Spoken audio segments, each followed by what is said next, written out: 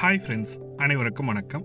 தமிழக அரசாங்கம் மானியத்துடன் கூடிய கடனுதவி திட்டத்தை கொடுத்துருக்காங்க. இந்த திட்டத்தை பற்றி தெரிஞ்சுக்கணும்னு சொல்லிட்டு எங்கள் மாவட்ட தொழில் முனைவோர் மையம் சொல்லிட்டு இருக்குது. உங்கள் மாவட்டத்துலேயும் எல்லா மாவட்டத்துலேயும் இருக்குது. நீங்களும் போய் செக் பண்ணிக்கலாம். இது என்னென்னா, அரசு தரும் மானியத்துடன் தொழில் தொடங்கி நீங்களும் ஜெயிக்க தயாரா? புதிய தொழில் தொடங்க கடன் உதவி திட்டம். ஒரு 10 லட்சத்திலிருந்து 5 கோடி ரூபாய் வரைக்கும் கடன் தராங்க. என்னென்ன தொழிலுக்கு சார் தருவாங்க?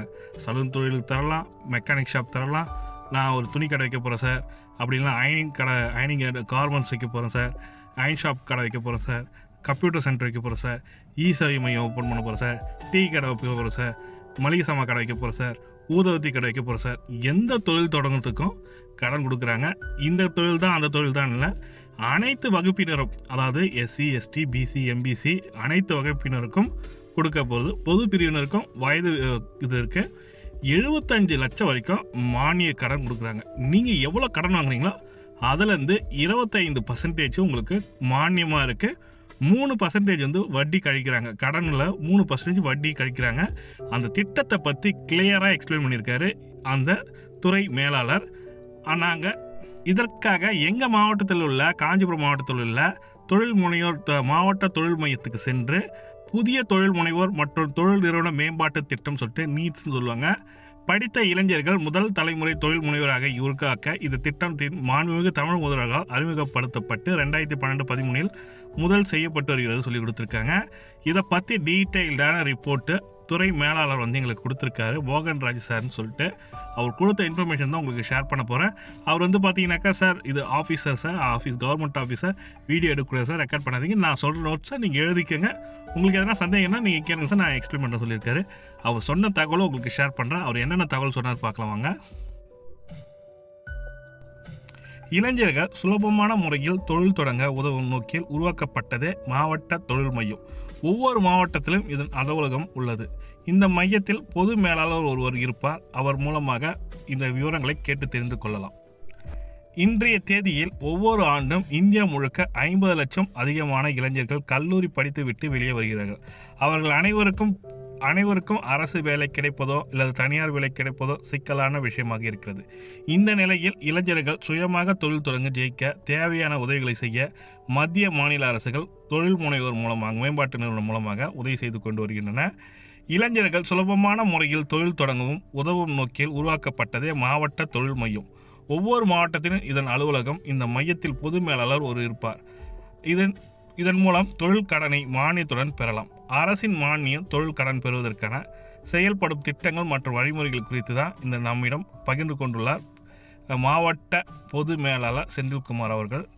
மாவட்ட தொழில் மையமானது சுய தொழில் தொடங்க ஆர்வமுள்ள மக்கள் தொழில் சம்பந்தமான சந்தேகங்கள், ஆலோசனைகள், பயிற்சிகள் போன்றவற்றை வழங்கி விண்ணப்பத்தை பூர்த்தி செய்யும் உதவுடன் துறை சார்ந்த வங்கி மூலம் எளிமையான முறையில் கடன் பெற்று தருவதாக வழிவகை செய்கிறோம். குறு, சிறு மற்றும் நடுத்தர தொழில் நிறுவனங்கள் மேம்படுவதற்காக புதிய தொழில் முனைவோர் உதவும் வகையிலும் நாட்டில் உள்ள அனைத்து மாவட்டத்திலும் மாவட்ட தொழில் உருவாக்க மையம் சொல்லிட்டு ஒன்று இருக்குது.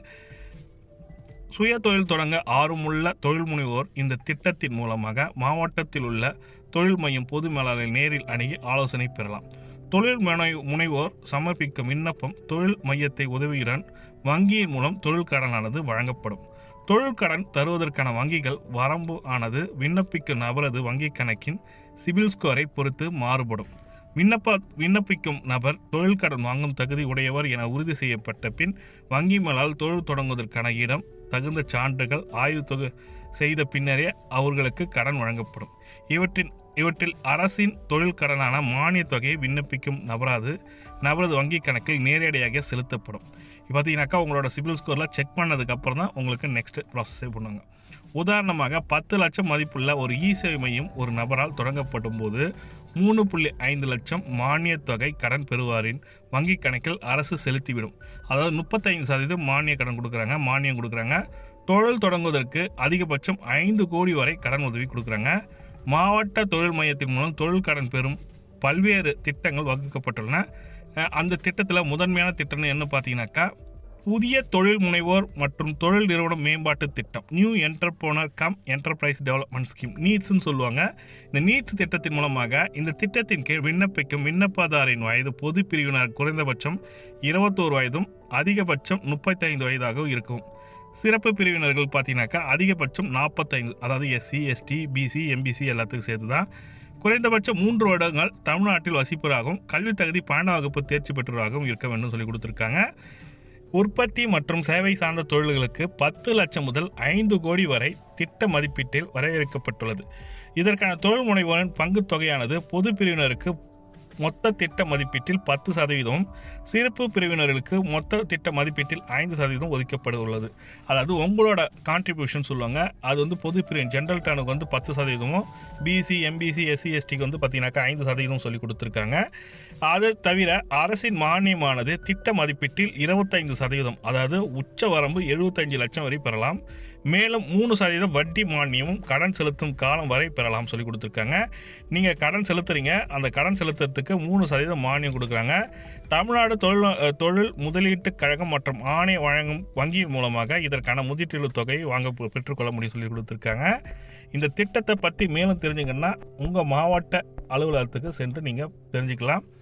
இந்த திட்டத்தில் நீங்கள் சேரணும்னு நினைக்கிறவங்க அந்த தொழிலை பற்றி ஃபஸ்ட்டு தெரிஞ்சுங்க. நல்லா அந்த தொழில் என்னென்னா, நீங்கள் என்ன தொழில் செய்ய போகிறீங்களோ அந்த தொழிலோட மூலப்பொருள் இடத்தோட வேல்யூ. இப்போ நான் ஒரு எக்ஸாம்பிளுக்கு நான் ஒரு சேவை மையம் ஓப்பன் பண்ணேன்னா எனக்கு என்னென்ன தேவைப்படும்? கம்ப்யூட்டர் தேவைப்படும், அதுக்கப்புறம் கம்ப்யூட்டர் சேவைக்கான இன்டர்நெட்டு தேவைப்படும், சேர் தேவைப்படும், டேபிள் தேவைப்படும், வர கஸ்டமர் உட்காரத்துக்கு 4 சேர், எல்லாம் எஸ்டிமேட் போட்டு இடம், இபி பில்லு, கரண்ட் பில்லு எல்லாத்தையும் எஸ்டிமேட் போட்டு எவ்வளோ செலவாகும்னு சொல்லிட்டு ஒரு கொட்டேஷன் ரெடி பண்ணிங்க.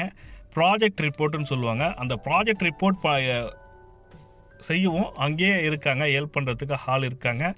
நீங்கள் போய் எந்த தொழில் செய்ய போகிறீங்கன்றத பார்த்துக்கிட்டு அந்த தொழிலோட மூலப்பொருட்களுக்கான விலை என்ன, விலைப்பட்டியெல்லாம் வாங்கிக்கோங்க. அதை பேஸ் பண்ணி நம்ம எஸ்டிமேட் பண்ணி கொடுத்தோன்னா டெஃபினட்டாக 100% இந்த தொழில் கடனை நம்ம பெற முடியும். அரசாங்கம் வந்து பார்த்திங்கனாக்கா தொழில் கடனை ஊக்குவிக்கும் வகையில் தான் தமிழக அரசாங்கமும் கொடுத்துட்டு வராங்க. இதை போன்ற தகவல் பார்க்கணும்னு நினச்சிங்கன்னா நம்ம சேனல் சப்ஸ்கிரைப் பண்ணிங்க. மேலும் தகவலுக்கு கமெண்ட்டில் சொல்லுங்கள், டெஃபினட்டாக ஹெல்ப் பண்ணுறேன். இந்த வீடியோ பிடிச்சிருந்தால் லைக் பண்ணுங்கள், கூட சப்ஸ்கிரைப் பண்ணுங்கள். தேங்க்யூ.